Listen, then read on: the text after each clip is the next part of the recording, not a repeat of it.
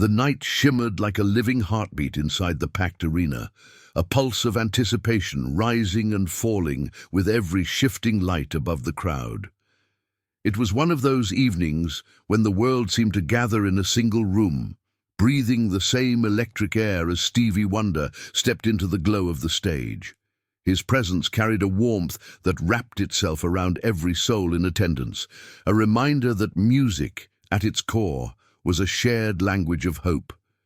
And yet, hidden, somewhere in those thousands of voices, a single moment was waiting to unfold, one that no spotlight, script or camera could have predicted. It hovered just beyond the next note, suspended between destiny and chance, waiting for someone small, unseen, and unheard to rewrite the night completely. What no one in the crowd knew, what not even the band sensed, was that a story was already beginning far from the spotlight's center.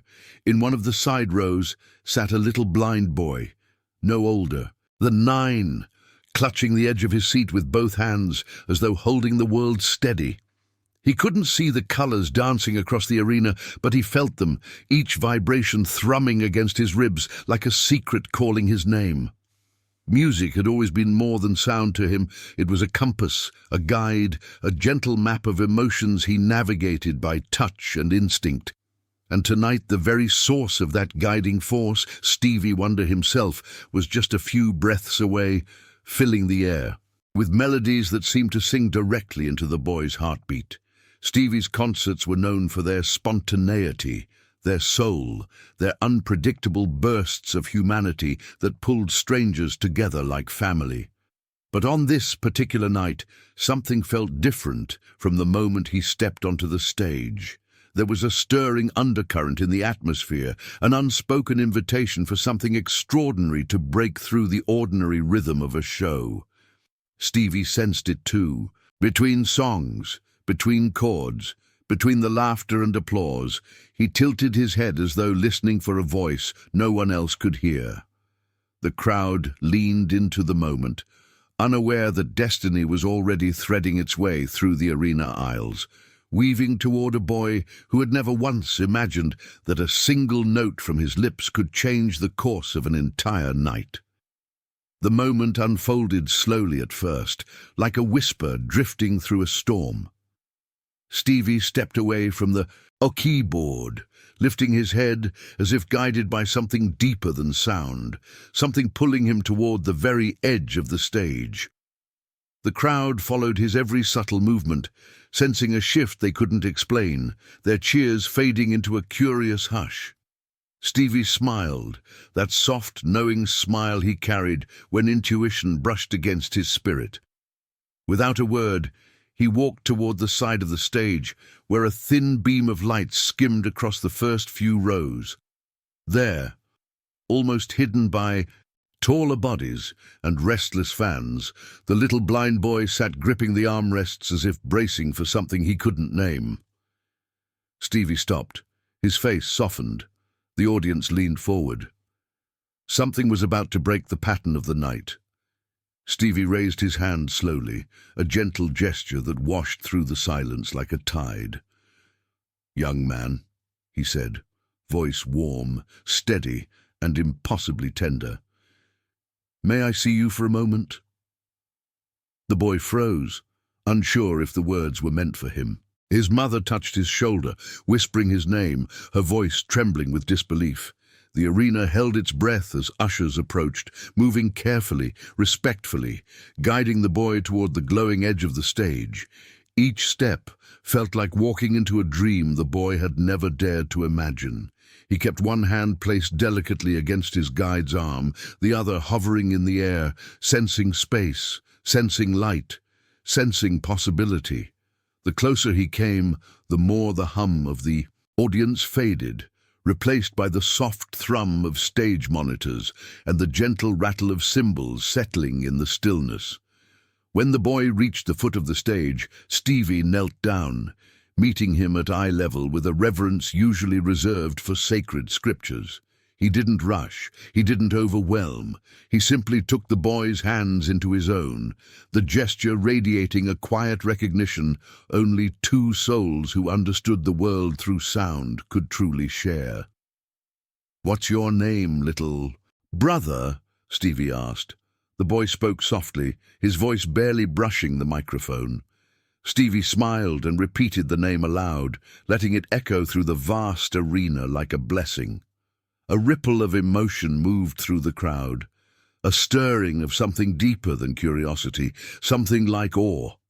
And then, against every rule of the show, Stevie pressed his microphone gently into the boy's hands, as if offering him a piece of the universe. The arena fell under a silence so complete it seemed to swallow the very echoes of the music that had filled it moments before. The boy stood trembling at the center of the stage, the microphone resting uncertainly between his small fingers as thousands of unseen eyes pressed inward. He lifted his chin slightly, sensing the warmth of the lights above him, feeling the vastness of the room stretching out like an ocean beyond his limited world. His breath shook in his chest, catching against nerves that threatened to collapse beneath. The weight of the moment. For a heartbeat, Stevie remained beside him, not touching, not guiding, simply anchoring him with presence alone. It was a silent promise that the boy wasn't standing in darkness, but in the glow of someone who understood his fear intimately. The crowd watched as the pressure mounted, a collective tension building so fiercely it felt as though the air itself might crack open. Even the band, seasoned musicians unshaken by decades of unpredictable performances, froze in place. The drummer held his sticks mid-air, the pianist hovered above the keys, backup singers pressed hands to their chests. This wasn't a stunt or a show for applause. Everyone could feel it.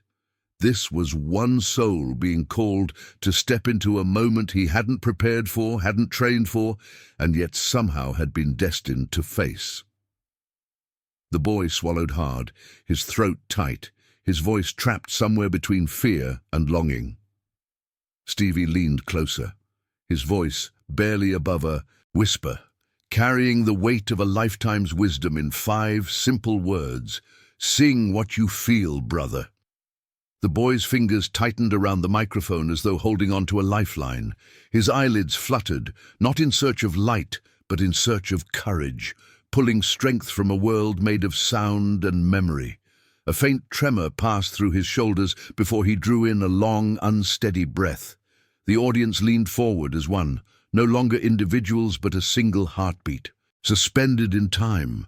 Somewhere in the darkness beyond the lights, his mother held her hands to her mouth, tears already forming, even though not a single note had yet been sung. The boy's chest rose once more.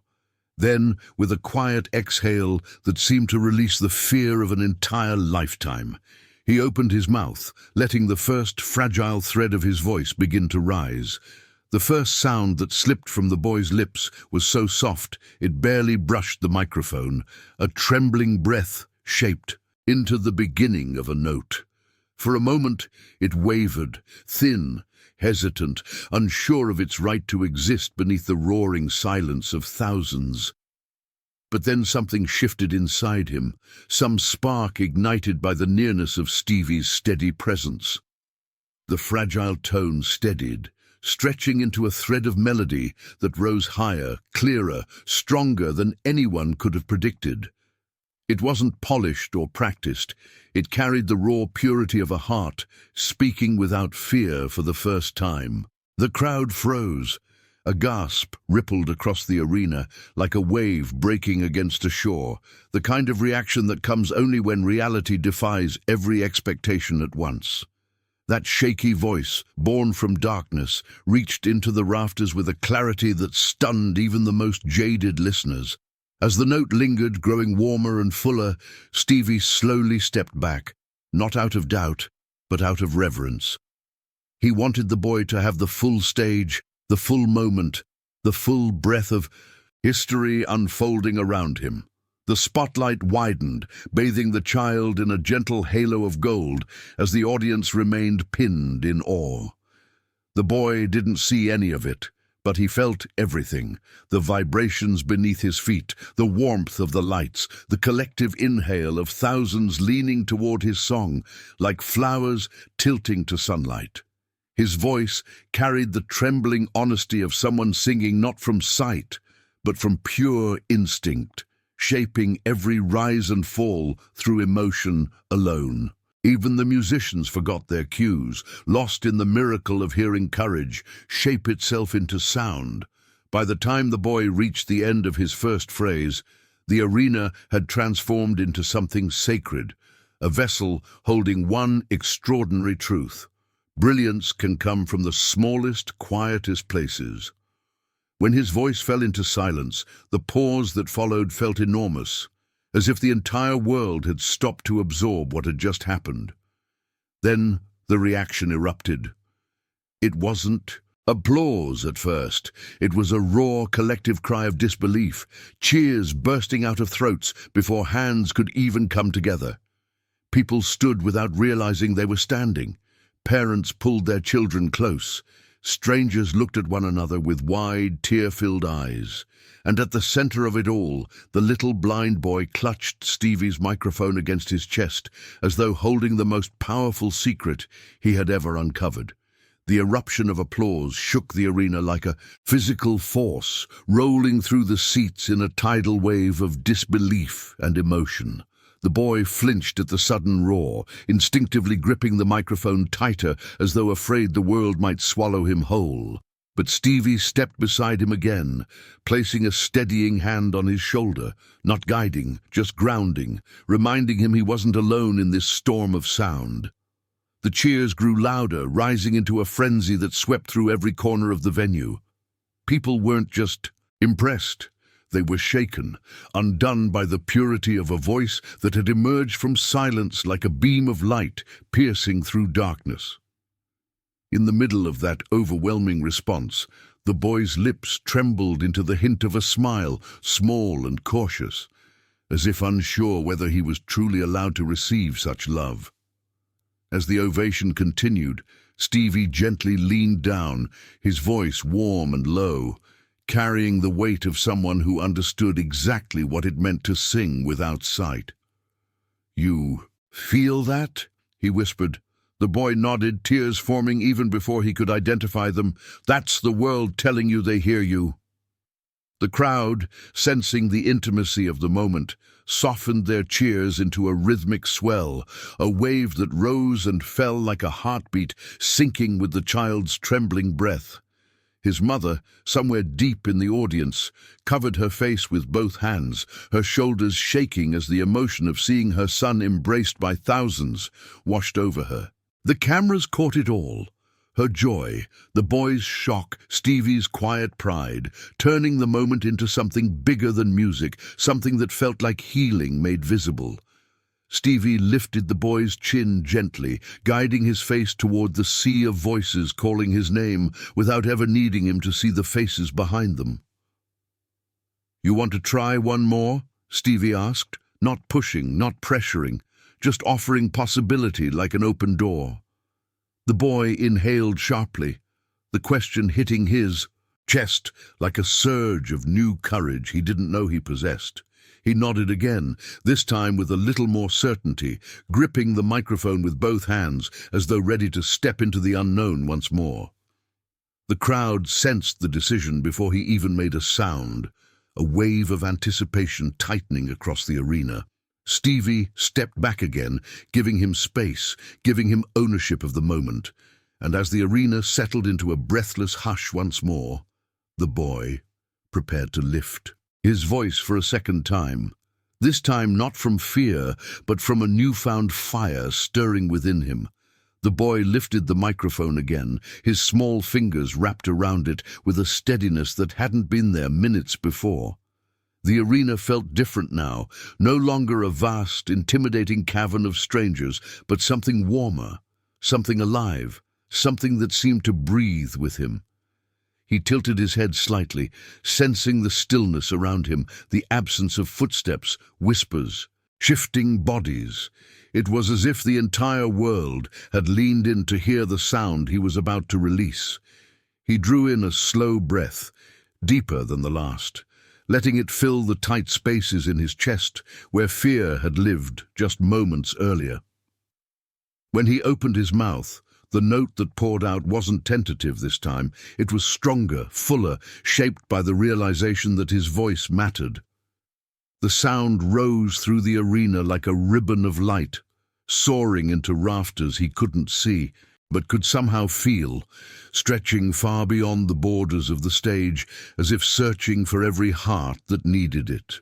Stevie listened from a few steps away, his face lit with the kind of smile that carried both pride and memory.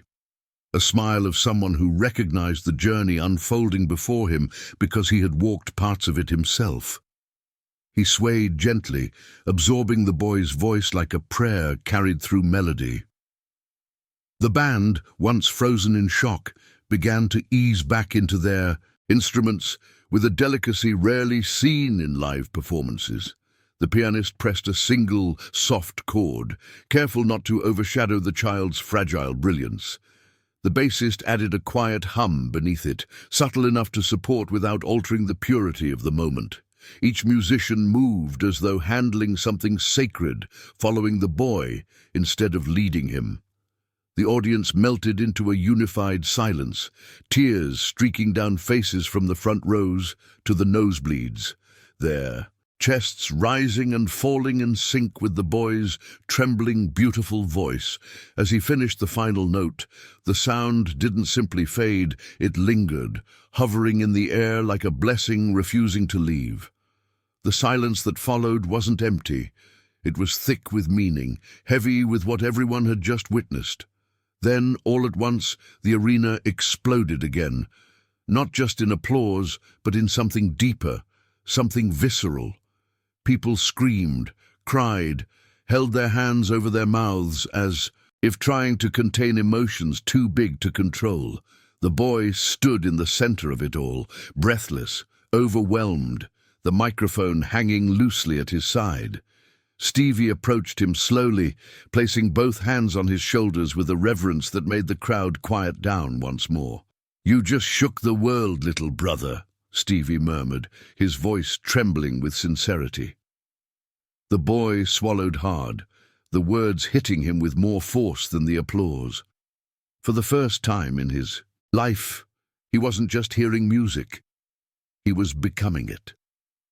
The applause continued like rolling thunder, but Stevie didn't rush the moment. He kept his hands on the boy's shoulders, steady and warm, grounding him as the world roared around them. Slowly, he guided the child closer, lowering himself to one knee so their faces were level, their breaths sharing the same trembling air. The boy's sightless eyes glistened as he tried to comprehend the eruption he had caused. An eruption born from a single note he never believed could matter. Stevie spoke softly, his voice carrying the weight of every barrier he had broken in his own life.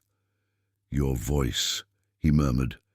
"It's not just sound, it's truth." The boy's lips parted, quivering, his chest tight with a mix of disbelief and a blooming sense of belonging he had never felt in a crowd before. Around them, thousands of hearts beat as one, holding the moment still, unwilling to let it slip away. As the crowd settled into a softer hum, shouts turning to sobs, sobs turning into stunned silence, Stevie rose to his feet and gently lifted the boy's hand, raising it as though crowning him with an invisible spotlight. The arena erupted again, louder this time, the kind of roar that shakes the bones of the building itself. Stevie wasn't performing anymore, he was honoring, he was amplifying, he was offering his stage, his legacy, his lifetime of breaking barriers to a child who had just cracked open the soul of the room. Cameras zoomed in, flashes fired, and somewhere backstage, crew members stood frozen, witnessing history rewrite itself in real time. The boy lowered his chin, overwhelmed, his fingers trembling against Stevie's palm. He didn't know how to react, didn't know how to hold the weight of such a moment, but Stevie understood. He leaned in and whispered again, "Remember this feeling. It's yours." Then, in a gesture that stunned even the band, Stevie placed the microphone back into the boys' hands, not for a song, not for another note, but as a symbol. The arena fell to a hush so complete it felt sacred. Stevie guided the boy's hand upward, letting the microphone hover near his lips one last time. The child didn't sing, he simply breathed, and that single breath carried through the speakers sent a tremor through the crowd more powerful than any melody. It was the breath of a child realizing he had been seen, heard, lifted. Stevie wrapped an arm around him, turning him toward the audience, as the band quietly struck a warm, gentle chord that pulsed beneath the moment like a heartbeat. The crowd rose in a single wave of reverence. In that instant, the boy wasn't defined by what he couldn't see. He was defined by what everyone else could finally hear. And as Stevie whispered, "The world won't forget you now," the arena erupted into an ovation that sounded less like applause and more like destiny taking its first full breath. Long after the lights dimmed and the stage fell silent, the echo of that night lingered like a living memory etched into the walls of the arena. People filed out slowly, speaking in hushed voices, as though afraid to disturb the sacredness of what they had witnessed. Some wiped tears they couldn't fully explain. Others walked with hands pressed to their hearts, trying to steady the emotion still rising in their chests. What they carried with them wasn't just the story of a child singing beside a legend. It was the reminder that greatness doesn't always arrive in grand gestures or flawless notes. Sometimes it appears in the fragile breath of a boy who found the courage to let the world hear him for the first time. And in that fragile breath, thousands discovered a piece of themselves they had forgotten, the belief that every voice, no matter how small or unseen, holds the power to shake the world. For Stevie, the night stayed with him too. Long after the crowd had disappeared and the stage was stripped bare, he remained seated at his keyboard, fingers resting on the keys, but not pressing down. He didn't need to play. The melody was already alive inside him, the sound of the boy's trembling notes, the roar of the audience breaking into tears, the quiet strength that had risen from a heart unshaped by fear or sight. He smiled softly to himself, feeling a warmth settle in his chest. The warmth of knowing he had witnessed something no award, no chart-topping hit, no spotlight could ever outshine. In that child's voice, he had heard the same truth that drove him his entire life, that music isn't owned by the gifted, the trained, or the famous. It belongs to anyone brave enough to let it rise. And Stevie understood, with the clarity of a man who had lived his life guided by sound, that the boy's journey had only just begun. In the days that followed, the story spread far beyond the arena. News outlets replayed the moment on loop, capturing the exact second. The boy's voice cracked open the silence and turned a crowd of thousands into believers. Social media lit up with messages from parents, teachers, and musicians, each moved by the purity of a child who sang without sight, but with a vision deeper than most people ever find. But for the boy, the world didn't suddenly become easier. He still woke up each morning navigating the same darkness he'd always known. Yet something had shifted inside him, something powerful and irreversible. When he touched the microphone resting on his nightstand, the one Stevie insisted he keep, he felt a spark that hadn't been there before. It wasn't confidence. It wasn't fame. It was permission. Permission to dream, to try, to rise. And as he stood in his small room, humming the melody that had changed everything, he understood what Stevie meant. The world wouldn't forget him now. But more importantly, he no longer felt forgotten by himself.